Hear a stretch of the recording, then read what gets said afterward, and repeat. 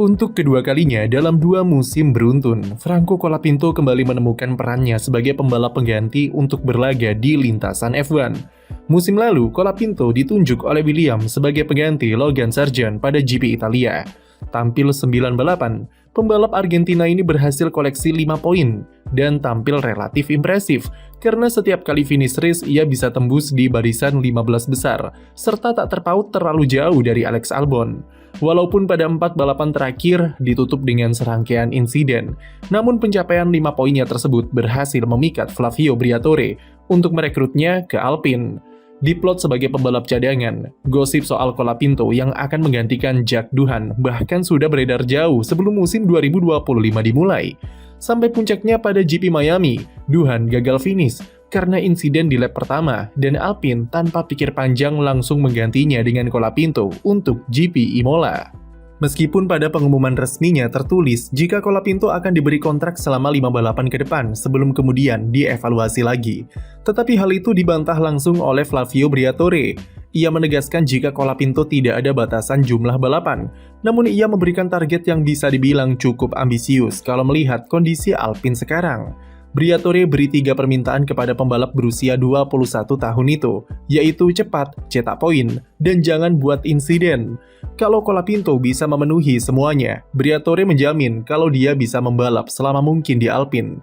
3 permintaan yang sederhana ketika diucapkan, namun prakteknya dipastikan sangat sulit, apalagi kondisi Alpine yang belum stabil serta inkonsisten secara performa.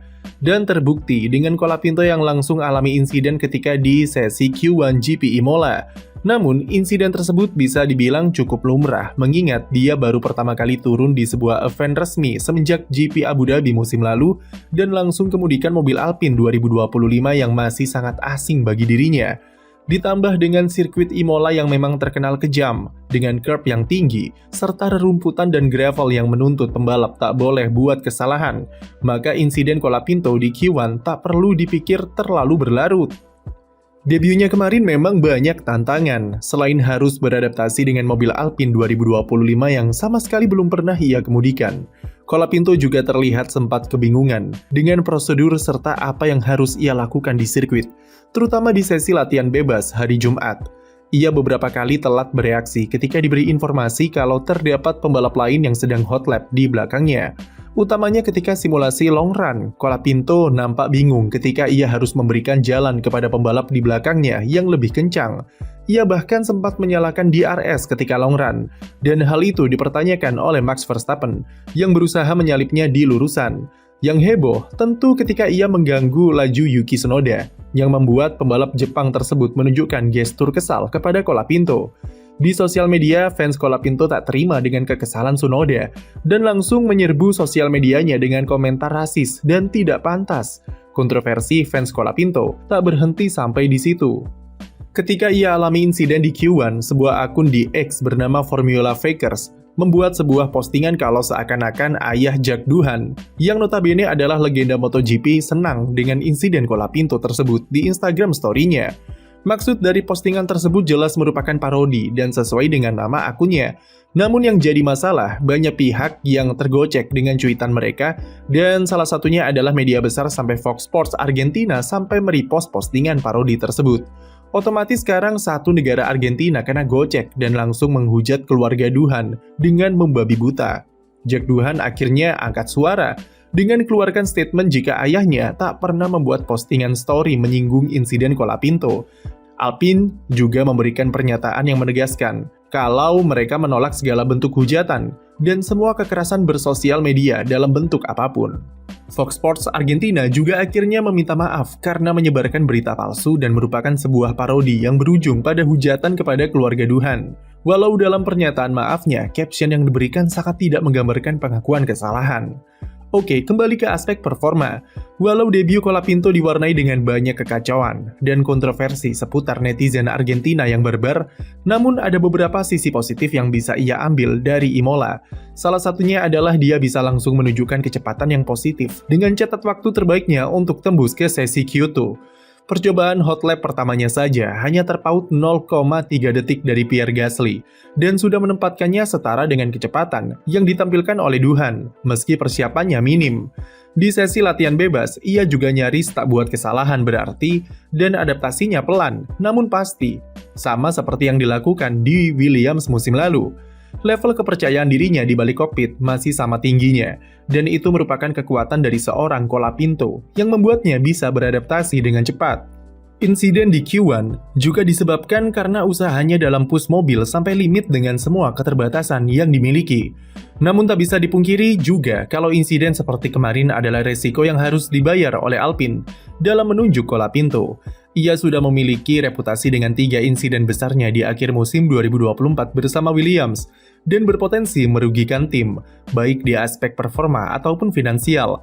Itulah kenapa Briatore memberikan permintaan bagi Colapinto untuk jangan buat insiden, yang ternyata langsung ia langgar di balapan debutnya kemarin. Tantangan besar soal ekspektasi Briatore ini akan jadi tekanan di pundak Colapinto dalam 4 atau 5 balapan ke depan untuk bisa berikan performa yang diharapkan di Alpine. Ia sendiri mengaku ingin tetap tenang dan memproses semuanya secara perlahan dengan membangun fondasi secara benar. Itu sudah ia terapkan di latihan bebas, namun memang tekanan di pundaknya cukup besar, yang membuatnya sedikit overpush di akhir Q1 dan berujung insiden. Di atas kertas, kondisi Colapinto di Alpine jelas lebih matang daripada debutnya bersama Williams tahun lalu, di mana ia benar-benar sangat minim pengalaman. Harapannya adalah kali ini ia lebih bisa memahami di mana batas-batas ia bisa push mobilnya untuk meminimalisir insiden, karena pada akhirnya percuma jika bisa tampil kencang namun tidak tahu di mana batas performanya seperti apa. Balapan GP Monaco akan jadi tantangan besar bagi Colapinto karena kesalahan di sirkuit jalanan jelas tidak akan ditoleransi. Balapan jalanan terakhirnya adalah pada GP Las Vegas musim lalu, dan ia alami insiden besar di sesi kualifikasi. Masalah poin setidaknya bisa ia kesampingkan dulu sementara ini, dan Colapinto bisa fokus untuk merapikan gaya balapnya yang masih mengundang banyak resiko di sirkuit. Namun yang jelas 3 permintaan Briatore tersebut tak bisa dibebankan sepenuhnya kepada Colapinto, karena mau bagaimanapun berhasil atau tidaknya, dia juga bergantung pada Alpine itu sendiri. Sekelas Pierre Gasly saja harus berjuang susah payah untuk berikan Alpine 7 poin di konstruktor sejauh ini. Imola sebenarnya dia sangat berpotensi untuk menambah pundi-pundi poin Alpine karena bisa start di barisan 10 besar. Sayangnya Gasly melebar ke gravel saat berduel dengan Charles Leclerc di Piratella, yang membuatnya terjun bebas terlempar dari luar top 10. Alpine habiskan mayoritas balapan di papan bawah sampai Colapinto harus diberikan tim order untuk biarkan Gasly lewat di pertengahan race. Dengan kondisi semacam ini, jelas kalau target Briatore yang menuntut Colapinto untuk berikan poin terlihat terlalu ambisius. Apalagi tekanannya di Alpine bakal jauh lebih besar ketimbang Williams, karena jika Colapinto tak segera berikan impresi yang bagus, posisinya jelas terancam di dalam tim. Jack Doohan yang sekarang turun kasta jadi pembalap cadangan masih punya peluang untuk kembali bertukar posisi dengan Colapinto. Atau masih ada Paul Aron yang layak dicoba karena ia menunjukkan performa yang sangat bagus di ajang F2 musim lalu. Tapi di saat yang sama, Colapinto harus memanfaatkan peluangnya sebaik mungkin untuk memastikan karir F1-nya tetap berlanjut dalam jangka panjang dan tidak redup dalam waktu yang singkat. Ini adalah kesempatan terbesarnya untuk bisa mendapatkan kontrak penuh untuk musim 2026 atau bahkan lebih lama dari itu. Namun pertama-tama, dia harus memenuhi 3 permintaan Briatore terlebih dulu sebelum berpikir terlalu jauh.